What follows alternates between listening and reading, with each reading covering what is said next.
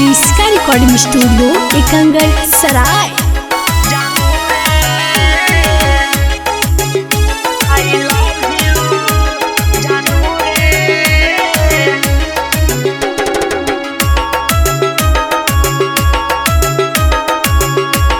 Presented by Kriska Films.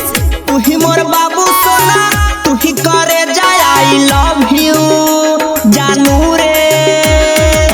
तू ही मोर दिन गे, तू ही मोर रात आई लव यू जानू रे।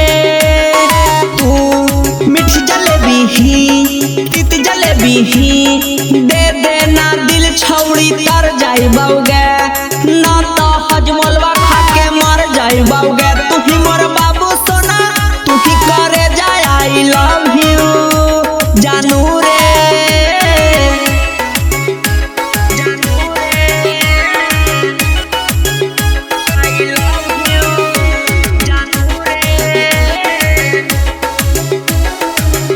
Presented by Kriska Films.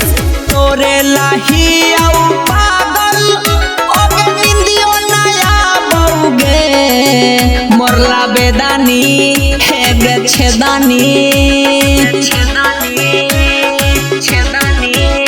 तोरे चिकन सुरतिया सोना ओगे मन मालो भाबउगे, मोरा कीडानी है गे सुगानी।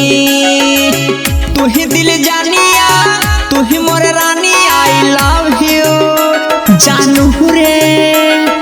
तू मीठी जलेबी ही, तीत जलेबी ही दे देना दिल छौड़ी तर जाई बाऊगा, ना तो हजमोलवा खा के मर जाई बाऊगे। तू ही मोर बाबू सोना,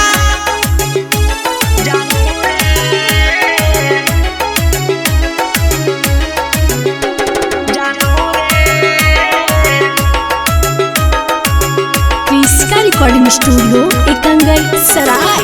कुंदन के बतिया पे रानिया आगे दे दे धाया ना मांगे, मोर पारा ना माँ है गे जाना माँ।